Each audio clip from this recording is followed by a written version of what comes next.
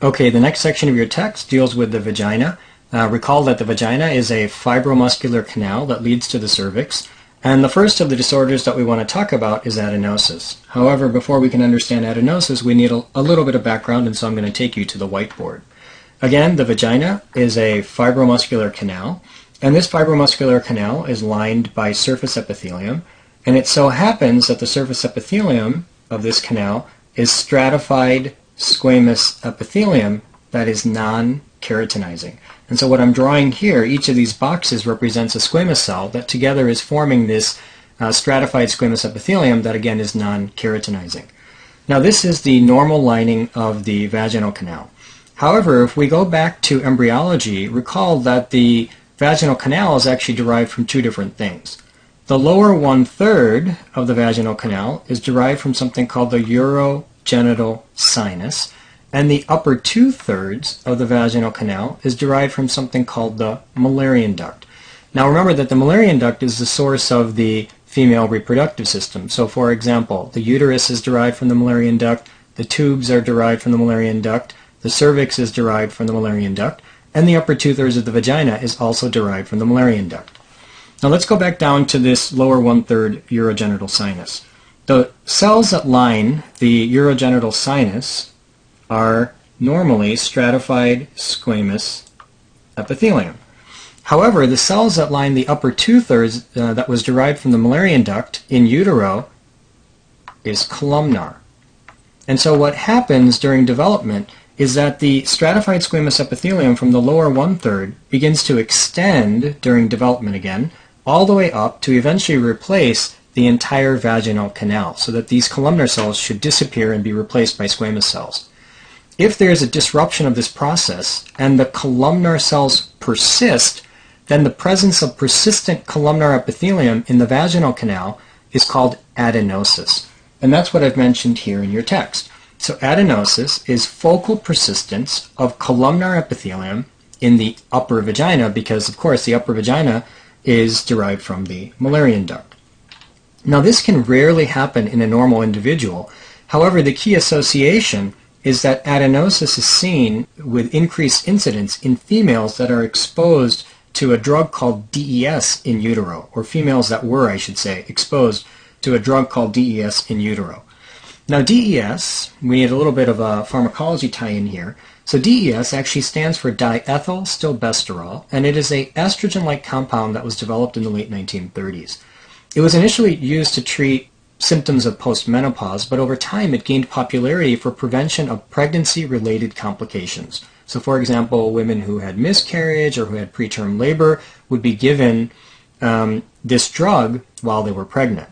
Eventually we learned that this drug crossed the placenta, and when it crossed the placenta it would cause disruption of uterine development, and one of the things that it would disrupt was the conversion of columnar epithelium to squamous epithelium in the vaginal canal. So again, remember that the lower 1/3, which was derived from the urogenital sinus, was squamous, and the upper 2/3, which was derived from the Mullerian duct, was columnar. And these squamous cells would go up and would normally replace the columnar cells. However, DES would block this process, and women who were exposed to DES in utero when this process was occurring in fetal life would eventually not have this process occur properly, and so they would have residual columnar cells, and the presence of those residual columnar cells was called adenosis. Here's an example of a patient with adenosis. Essentially, I'm drawing the basement membrane here, and everything to the left of this basement membrane is stratified squamous epithelium, and here represents the canal. So essentially, everything to the left is normal. Now, in this particular woman, as the squamous cells came up and replaced, the other thing that should have happened is that the columnar cells that were present deep underneath the epithelium, within the canal itself, should also have been resorbed. And in this particular case, which these cells again here that I'm circling should have been resorbed. However, in this particular case, these cells are not resorbed, and so you have persistence of columnar epithelium in the upper 2/3 of the vaginal canal. Now, you wouldn't know that this is the upper 2/3, I'd have to tell you that, but in the upper 2/3 of the vaginal canal, and so it's this persistence of columnar epithelium that again refers to adenosis, and this picture is actually taken from a woman who was exposed to DES in utero. Now, adenosis wouldn't be that big of an issue, but the key problem is that adenosis can lead to another complication, which is called clear cell adenocarcinoma. Carcinoma, of course, refers to a malignant proliferation of cells.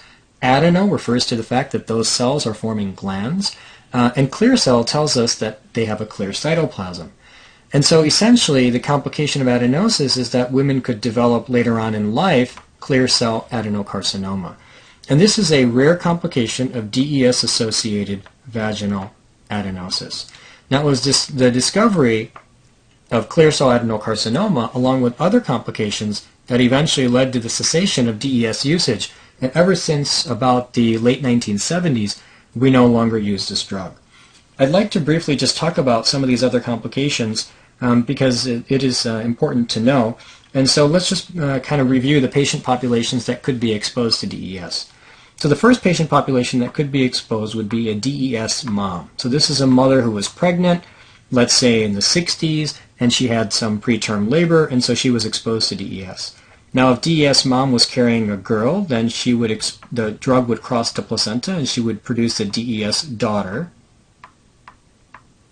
And if a DES mom was carrying a boy, then the drug would cross to placenta, and it would produce a DES son.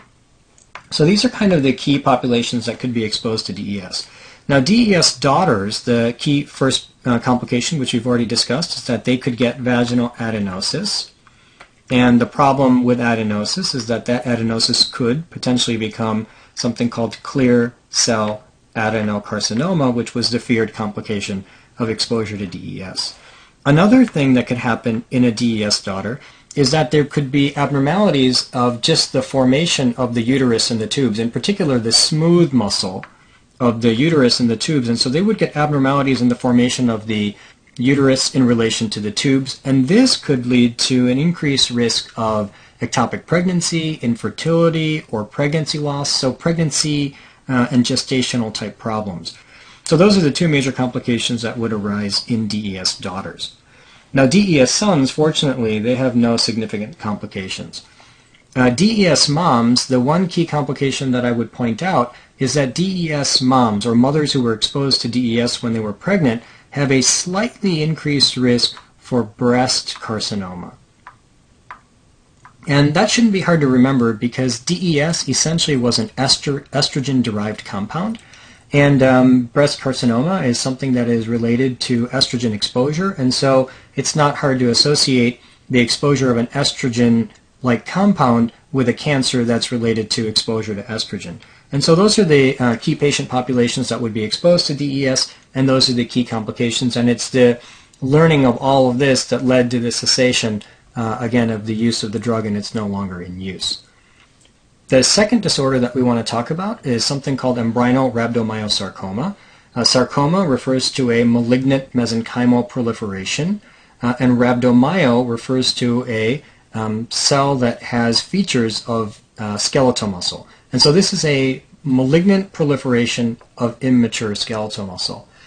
It's relatively rare. I highly doubt you'll ever see one in your practice. However, those things that are rare in practice are often common on exams, and so it's important to be aware of this disorder.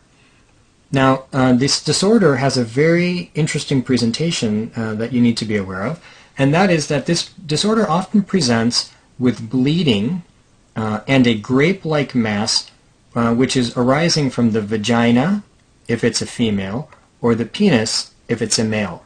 And it classically occurs in a child less than 5 years of age. Because this produces this grape-like mass, it's also called sarcoma botrytis, and botrytis refers to grape-like mass, or it's a term that literally means grape-like mass. Here's a picture of the grape-like mass, and all I'm showing you here is the mass. I'm not showing you, obviously, the protrusion of the mass from the vagina or the penis, but essentially you notice all these grape-like bubbles or grape-like protrusions here, and so they call this sarcoma botrytis, again, because of the grape-like mass, and it also, of course, represents an embryonal rhabdomyosarcoma.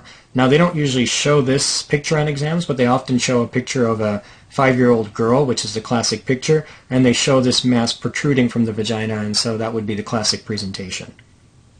Embryonal rhabdomyosarcoma has a key cell, which forms the tumor, and that cell is called a rhabdomyoblast. The rhabdomyo, again, refers to skeletal muscle, and the blast refers to the fact that it is an immature cell. So rhabdomyosarcoma is actually defined by the presence of rhabdomyoblasts, and that's an important take-home here. Now, a couple of features of the rhabdomyoblast that we should be aware of. The first is that rhabdomyoblast will often show cytoplasmic cross-striation. So when you look at a rhabdomyoblast and you look at the cytoplasm, you'll often see these cross-striations running up and down the cytoplasm, similar to what you would see in skeletal muscle. And so if I were to tell you, for example, that there is a child and they have a tumor and the pathologist says that the tumor exhibits cytoplasmic cross-striations, you're going to think about a rhabdomyoblast and in turn a rhabdomyosarcoma. Another way by which we can define the rhabdomyoblast, or maybe I should say identify the rhabdomyoblast, is to use something called immunohistochemistry. Now we can stain for certain antigens present in the cell, which would then help us to identify the cell. And two of the key antigens that are helpful in identifying a rhabdomyoblast are desmin and myogenin. Desmin, again, is the intermediate filament that is present in muscle cells. And so if we know that a cell is positive for desmin, we know that it is a muscle cell.